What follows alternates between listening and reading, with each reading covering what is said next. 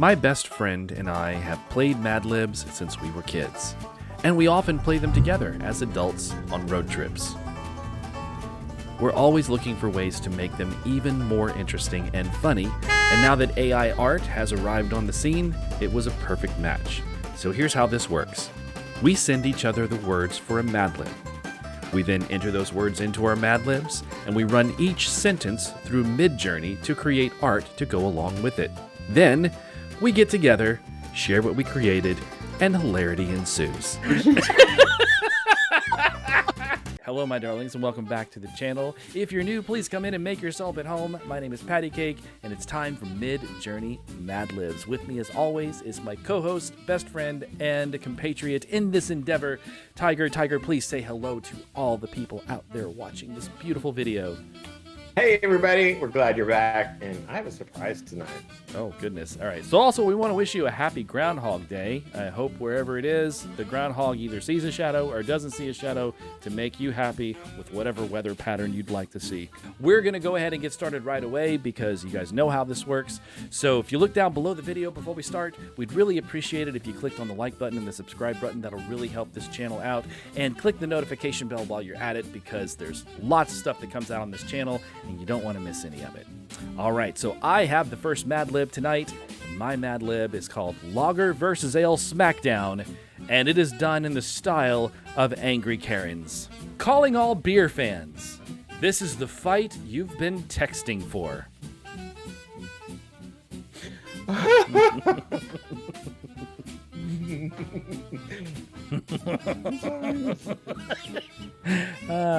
So I got a lot of just FYI, I got a lot of stuff like this. So I had to run prompts several times to get something other than angry faces on beer cans.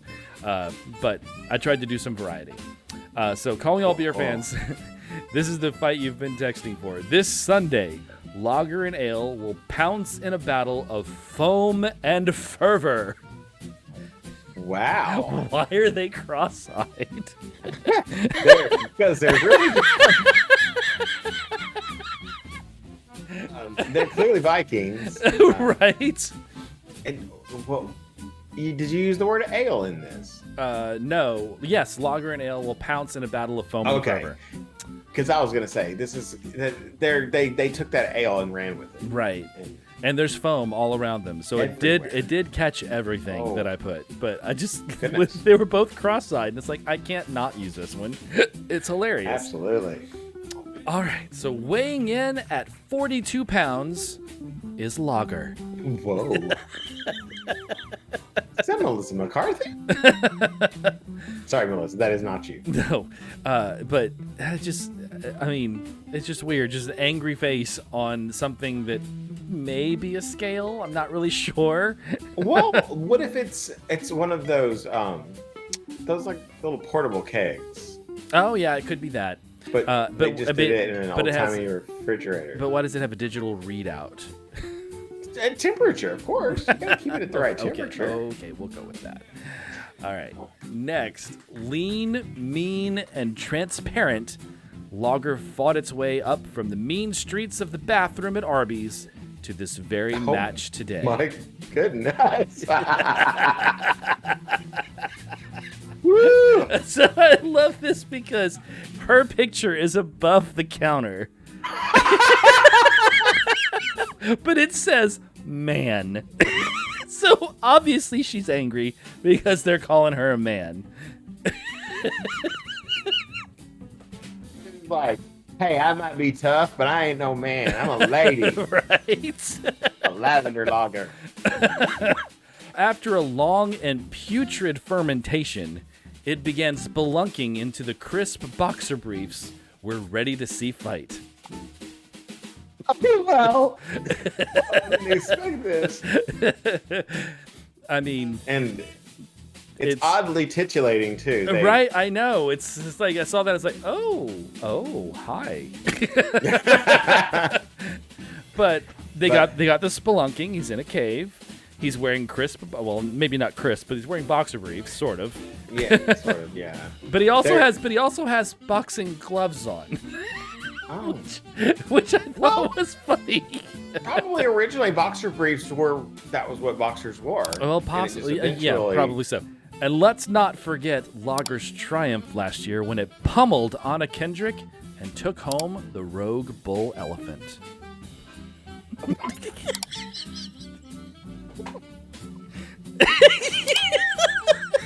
Is that Anna? I know. You know what this is? It's Anna Kendrick. This is Sarah Palin's biopic. Anna Kendrick is Sarah Palin. Yeah, she's got like the red, white, and blue sort of outfit. She's got like a backpack that's blue and stars. The Republican elephant, right? Yes, it is. She's like, she's got this something in her hand that kind of resembles a laser gun or a lightsaber. Or a lightsaber. I'm not sure which. Giant red cape behind her. This reminds me of that artwork where you'll see like George Washington on the back of a velociraptor. Oh yes, or Jesus riding the velociraptor. Yeah. Yes, this is. I don't know why he has horns coming out of the side of his head. They got the kind of tusks and horns a little wrong. He is a rogue. So yeah, he's a rogue. You never know what's gonna happen. True. That's impressive. On the other side of the ring is our petrified reigning champ, Ale. Okay. Well, it's definitely petrified. And it looks like it was made in a Celtic country. Mm-hmm. Below the mood. Fermented at the top, it splendidly established itself as a versatile fighter. Oh. So we got an angry Karen versatile fighter from a fantasy world. I think this is the lady from the foam party earlier. She lost her Viking guy, and she is struck out on her own. Yeah, and she is out for revenge. Okay. At least she's not cross-eyed anymore. From fruity to scandalous to downright bitter, you never know what it will do next. Oh, I like the glossy fruit. Yeah, but it's all like in her hair. She looks very unhappy about it. It's got like a Carmen Miranda meets Dracula. Oh wow! vibe. Yes, that's a good comparison. Carmen Miranda beats Dracula. I love that. And Marilyn Monroe. She even has a little mark on her neck there where it looks like something bitter. So ask yourself, which version of this boorish ale will we see tonight?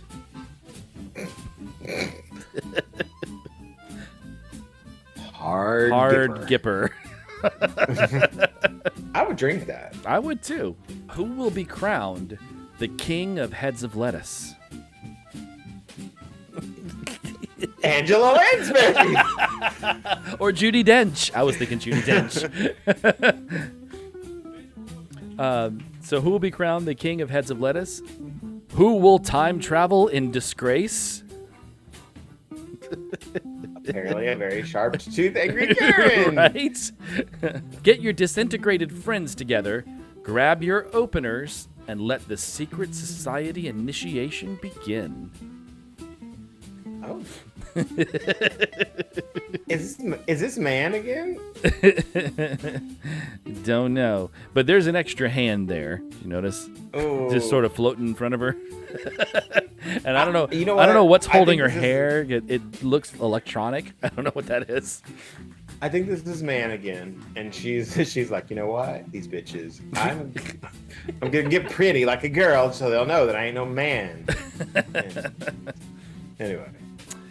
All right. So I do have some honorable mentions or dishonorable mentions here. So this one is the king of heads of lettuce. Oh, I love him. Isn't that great? So I got a lot of these, and it was hard to choose one because there were a lot, and they were all like this. They all had sort of greenish hair and big crowns with lettuce leaves, and they were wearing clothes that looked like lettuce. I just thought it was really cool. I feel like this might be more like the Raspberry King, but either way, this is stunning. I like it a lot. All right, next we have this one. This was fruity to scandalous to downright bitter. Oh, my. She's kind of cross-eyed. She's so angry. And maybe that's why I thought of cider before. No, maybe. This is definitely screaming cider at me right now. And then I also have this one, which is the Secret Society. So it looks like they're invoking some sort of magic. It's angry Karen magic. Oh yeah, it's like this is the Slytherin common room. It's me. All right, Wow. so that is it. That is the end of the Lager versus Ale Smackdown Madlib. Wow. All right, so I know you have something equally as amazing for us, so I'm gonna hand the reins over to you now. All right, it's my turn. I'm looking forward to this. I've got a book review for you. And some of this art is really great. And this book, I've got to say, it's probably one of the worst book reviews I've ever read. Because the person basically told the story. I don't know. Well, you'll have to see with me how you feel about it. It was Victor after all. Oh, Victor has just written a book called The Gorilla in the Skinny Easter Egg. okay. It's like Fabergé egg with a gorilla. The main character of this weird story is a frightening woman named Stephanie,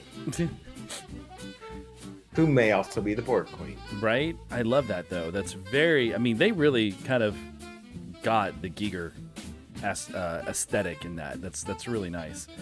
Very strange. But you know what's great about Stephanie is she has just been elected president. Oh, God. This is not a good thing, people. I mean, it's obviously not a good thing. Just realize she has wings. Yes, she has. She has wings.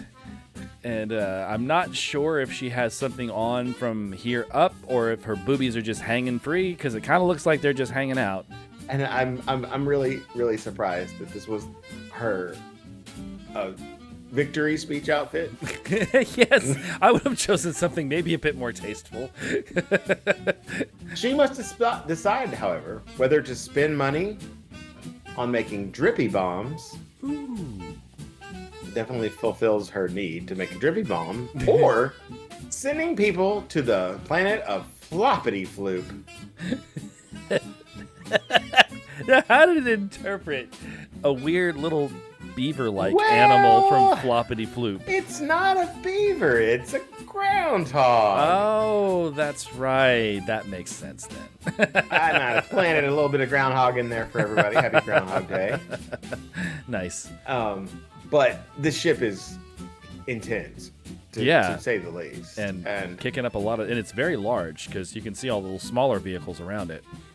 And Planet Floppity Floop doesn't look exactly that inviting. I guess that's her decision there. Or building a lantern to accommodate the growing population. Okay. Of what? Right? Of ants? I mean... A lantern for the growing population. Like, what would need a lantern? I'm not sure, but that is a very interesting lantern that you're building.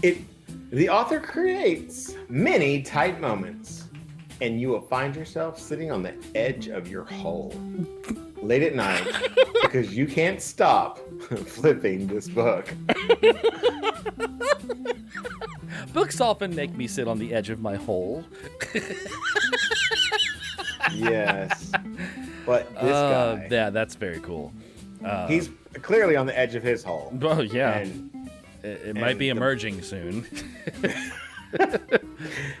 And finally, Stephanie turns out to be the greatest president in the last century and leads her people to peace and stupid. Well, she didn't learn from her speech outfit, so maybe she didn't need to. Like she said, well, I'm the greatest president, and then she just continued being in that outfit, But she dropped the wings, so that's good. The wings were a bit. Yeah, they were a little extra. Well, I think she traded them in for Wolverine's. Oh yeah, maybe talents. so. Or whatever's going whatever on. They look like shish kebabs. This book was written slowly and should be nominated for a Golden Globe for Best Screenplay. Oh, wow. Is that what the Golden Globes look like? Because if so, I want one. So here's our dishonorable mentions. So this is Stephanie. leading us to stupid. Why does it remind me of Hillary Clinton for some reason? There was a little Candace Bergen in there for me too. Yes. And there was another one that could have been Kellyanne. So it's like interesting. And then this and the weird ogres behind her is freaky. Oh, I'm so sorry. No, it's okay. Just notice them right before you switch. Just like two little ogre faces behind her. That's or really a throne weird. of sorts. And this was the original winner for going to the planet Floppity Floo. That's really cool. It is such a cool ship. I mean, and it's clearly massive. Mm-hmm. Like those two things look like doors that a person would go through. But then when you really start looking, No, they're way bigger than that. They're way bigger than that. This thing is probably 30, 40 stories tall. It's much larger than a ship, a passenger ship. That's a cruise liner. And the little bubbles at the bottom could be like either like lifeboats or escape pods or I don't know. It's just a gorgeous piece of work. It is kind of unusual that it has the gangplank down while it's in space, though, because there are stars below it as well as above it. Or maybe it's just always there. Who knows? But it's time for a special presentation. Oh, just the feet. Feet just want to have fun, and they're gonna keep on having fun with you. Oh gosh, more feet having fun. So Patrick doesn't love Midjourney feet, and he does have a few issues with feet that may come up later. Yeah, and not okay. So my issue with feet is not feet themselves. I don't mind people's feet. I don't mind touching feet. I don't mind feet touching me. That's not the deal. My thing with feet is I can't walk barefoot outside, and I can't watch people walk barefoot outside because it really gives me the heebie-jeebies. So I always have to have shoes on, and yeah. So Look away when everyone else doesn't. yes. So there's that one, and we'll just go through these. Some of these are better than others. These are fun feet. Yeah, they're into foot binding. I'm fine with that. Oh, what is with those toes, honey? Pedicure. They keep going. I don't know. There's like teeth on the end here. It's rough. And then this. Oh God! Why do the toes go both ways? A little more of the same.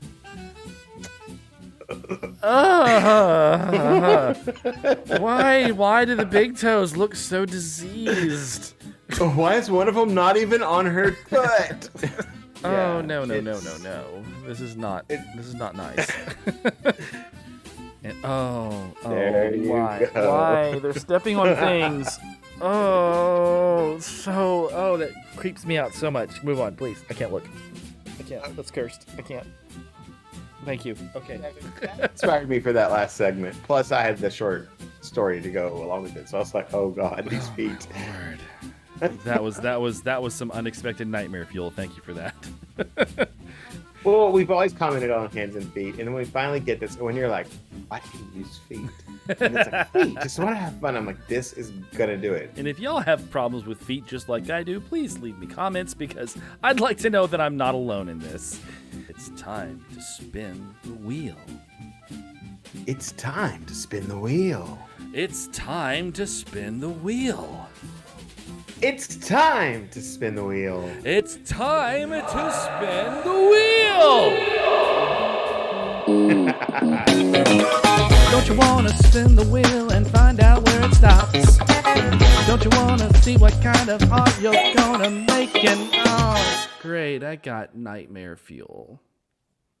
That's right, it is time to spin the wheel. So this week we are doing word themes. So we're going to spin 4 times, and whatever word themes come up, that's what we're going to have to do. We're going to spin twice for Brent, twice for me, and that's how we determine what kind of art we're going to make. Well, actually not what kind of art, what kind of Madlib words we're going to give each other. Yes.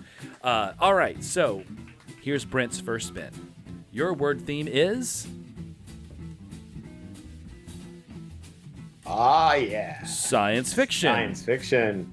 All right, and yours. Oh, let's take that off. And your second word theme.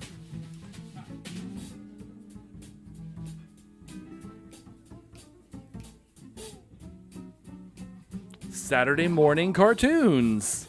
Oh, I'm so excited. All right. We're going to go back to the 70s, y'all. All right, so my first word theme is going to be synonyms. All right, so just a quick explanation of how synonyms work. This is going to be a surprise for me. I'm going to provide words to him, but he's going to take the words that I give him and he's going to change them to synonyms, words that mean the same thing. So it makes the Madlib a surprise for me as much as it is for him. So it's very fun. All right, and my last theme is going to be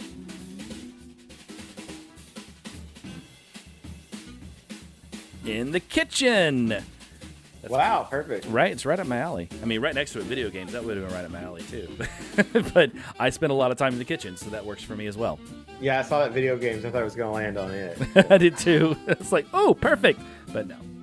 All right, but that's all right. There we go. We got our themes. That's what our themes are going to be for next week's Madlib. We're glad you came tonight. And we just wanted to point out some of the great artwork we have in our backgrounds. We decided we're going to start creating our own backgrounds instead of relying on the ones we get. So the one I used this week incorporated last week and this week. We've got a dog doing a book review. And then Patrick went more abstract, it looks like. Well, What's yours? Not really abstract. I like doing cityscapes, particularly fantasy and steampunk cityscapes. So that's mostly what my backgrounds are going to be. But I like playing around with different types of lighting and different types of colors for them. So this one is blue and yellow, and uses a dynamic nighttime lighting with rain. I love that. So that's what my background is. All right. Well, come back next week, and we are so happy for all of you who come and watch. All right. Well, thank you guys. Make sure you click like and subscribe. We'll see you guys in the next video.